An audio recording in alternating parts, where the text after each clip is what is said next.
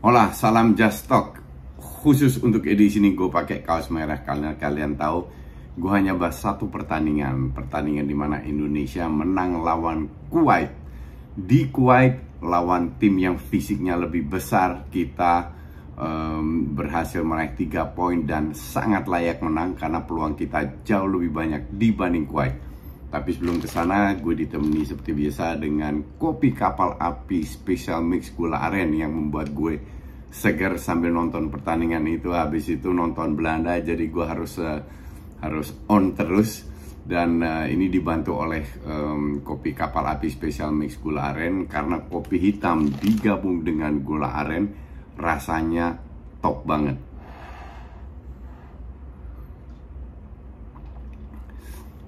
Dan gue yang bisa bilang penggemar baru kopi hitam sudah sangat menikmati.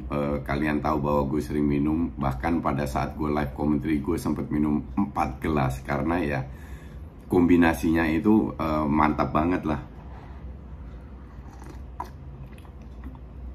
Jadi untuk kalian yang mau merasakan itu gampang banget, kalian klik di bawah deskripsi, klik link di bawah deskripsi ini untuk mendapatkan atau membeli kopi kapal api special mix gula aren dengan gampang. Gak usah cari-cari di pasar, di toko, supermarket, tinggal klik link di bawah ini, kalian dengan gampang yang mendapatkan kopi kapal api special mix gula aren dikirim langsung ke rumah masing-masing, biar kalian bisa merasakan bagaimana mantapnya kombinasi antara kopi hitam dan gula aren. Seperti gue, bikin gue tetap segar untuk bisa bikin video untuk kalian. Jadi gini, kita flashback sedikit. Terakhir nonton Bangladesh itu gue ngantuk. Akhirnya gue nonton setengah jam, gue matiin karena mainnya long ball. Aduh capek gue nontonnya. Justru gue kasihan sama pemain di depan karena fisiknya kecil-kecil dikasih long ball. Oke? Mundur sedikit lagi di SEA Games. SEA Games juga amburadul. Awalnya amburadul, pelan-pelan mulai menaik, tapi masih belum levelnya AFF karena juga dengan komposisi pemain yang berbeda. Nah sekarang tim utama yang turun. Jadi gue nggak tahu bikin preview. Akhirnya gue nggak bikin preview kan. Gue nggak tahu apa yang gue bisa harapkan karena tim ini terlalu tidak konsisten. Nah si Sintayong turunkan 5-4-1. 5-4-1 itu ya dalam arti 4 di tengah didukung wingbacknya tetap naik turun ya. Di belakang itu ada Rahmat Irianto dan Arhan sebagai wing kiri kanan. Di tengah 3 center back, Rizky Ridho, Bagot, dan Kapten Fakhrudin. Oke. Di tengah itu Marek Klok, Ricky Kambuaya, Irfan Jaya, dan Sadil. Irfan lebih dari kiri, Sadil dari kanan, Klok di belakang ngatur sebagai jenderalnya, dan Ricky Kambuaya di belakang satu striker Stefano Lillipali. Nah, jujur ya awal-awal itu kita jelek mainnya, nggak bagus, dan ditambah long ball sampai gue bilang aduh kalau kebanyakan long ball gue matiin ini pertandingan, gue tidur. Ternyata awal-awal doang long ballnya yang nggak nyampe, terus kita bermain dari bawah. Kita bermain dari bawah, dapat beberapa peluang. Oke? Dapat beberapa peluang dan kebobolan terlebih dahulu. Karena kalau gue lihat dari replay, Fakhrudin telat, tapi bola itu memang agak susah karena kiper menuju ke bola dan crossingnya itu di antar center back kita. It's a good goal, bukan salah siapa-siapa, bukan salah center back, bukan salah kiper, tapi memang it's a good goal karena assist crossingnya itu akurasinya tinggi. Tapi gue ini nggak pernah nonton Kuwait, tapi gue pikir Kuwait itu kayak Saudi, kayak Irak, kayak Qatar kayak gitu. Ternyata kualitasnya jeblok ya. They don't even create many chances loh.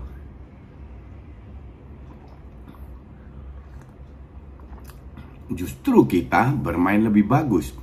Pada saat ketinggalan, kita nggak panik. Kita berusaha untuk main lebih bawah. Berapa kali dapat yang mungkin setengah peluang ya. Tapi yang gue agak kaget adalah Marek Klok itu main keren loh. Dia dapat 2 peluang, 2 shootingan, 1 dari Vano kalau nggak salah.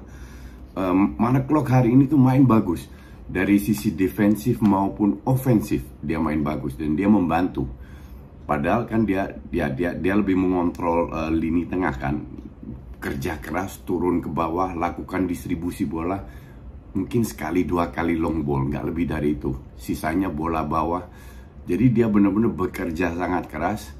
Dapatlah gol nggak lama kemudian penalti. Apakah itu layak penalti? Iya. Karena kipernya itu masuk kayak apa ya? Kayak ayam tanpa kepala, dihajar aja tuh si siapa itu pemain kita. Dapat penalti, diambil clock, bang, masuk. Oke. Nggak lama kemudian gol 2-1 babak pertama selesai 1-1. Terus gue bilang di grup gue, ini harusnya kita bisa menang karena Kuwait itu di babak pertama peluang kita jauh lebih banyak daripada Kuwait. Mungkin setengah peluang, kita dapat 3-4 peluang kalau nggak salah. Kuwait mungkin 1-2, nggak lebih dari itu. Padahal mereka bermain di kandang ini. Gue bilang ini kita harusnya bisa menang nih. Masuk Witan sama Rafli ya kalau nggak salah, gantiin Irfan sama si Stefano. Fano di babak pertama kalau gue bilang ya kasihan, nggak dapat supply. Dan kalau dapat supply bola dari belakang ya susah juga. Tapi jadi kalau gue bilang bukan karena dia main jelek, emang dia nggak dapat supply. Bahkan pada saat dia turun ke bawah, dia dapat bola, dia kasih 1 assist yang di shooting clock nggak masuk ya. But that's okay. Rafli masuk dengan Witan. Mulailah scrimmage di kotak penalti. Witan dapat bola, digocek, dan akhirnya Irfan cetak gol. Oke. Neko Irfan, Rahmat Irianto yang cetak gol. Ya, golnya sih keren, nggak terlalu keras tapi bener-bener terarah memanfaatkan bola scrimmage dari Witan tadi. Witan shooting kena pemain Kuwait terus jatuh di areanya si Irianto. 2-1. Nah, 2-1 ini seru karena si Kuwait ini harus keluar, dan itu juga mereka lakukan. Mereka keluar. Cuman hebatnya Indonesia menurut gue ya, kita nggak parkir bis.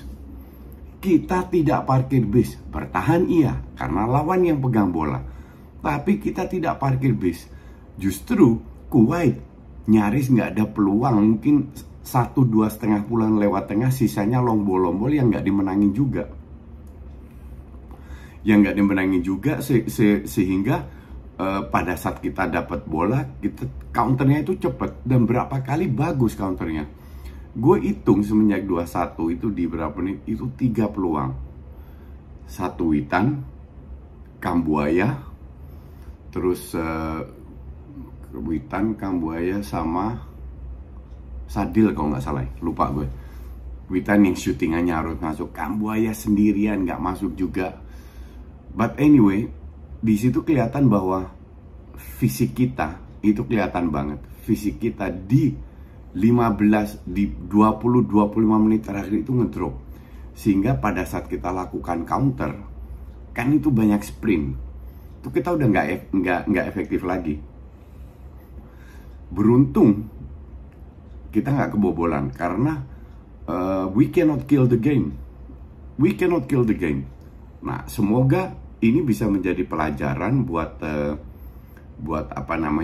timnya Sintayong, bahwa kalau lu mau main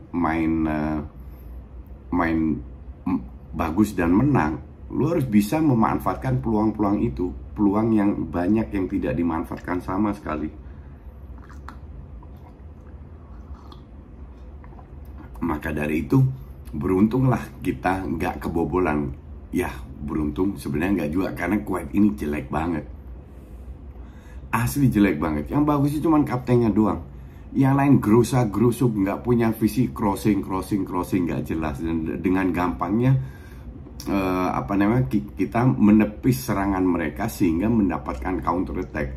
Nah, satu, gue salut dengan apa? Dengan keinginan oleh Sintayong untuk menggantikan pemain. Jadi dia tidak mainkan si Witan dari awal, dia tidak mainkan Rafli dari awal. Dewangga akhirnya masuk, siapa, Asnawi akhirnya masuk karena mungkin belum fit semua. Jadi yang dilakukan oleh Sintayong kali ini bener. Walaupun gue bilang ya, gue bilang Fakhrudin sama Erkan defense-nya nggak terlalu bagus hari ini.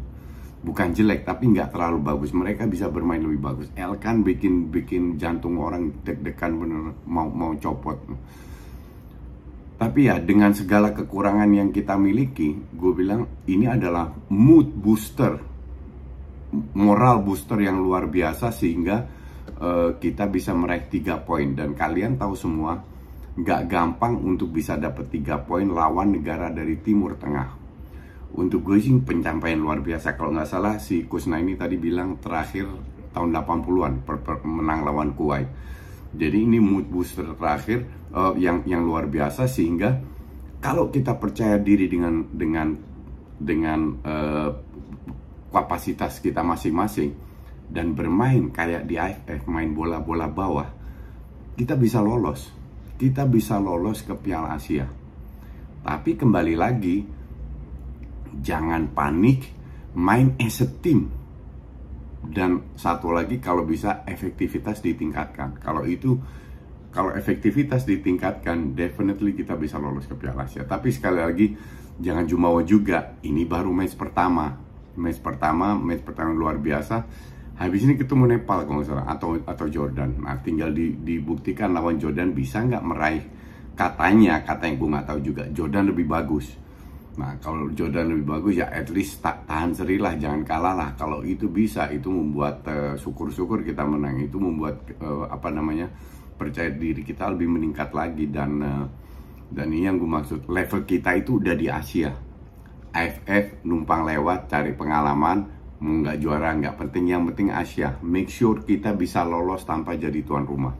Itu penting sekali untuk sepak bola Indonesia secara keseluruhan. Efeknya akan besar sekali. Jadi gue berharap tim ini tetap percaya diri dan punya mental menunjukkan kepada rakyat Indonesia bahwa kalian bisa lolos. Oke, sementara itu dulu. Thanks for watching.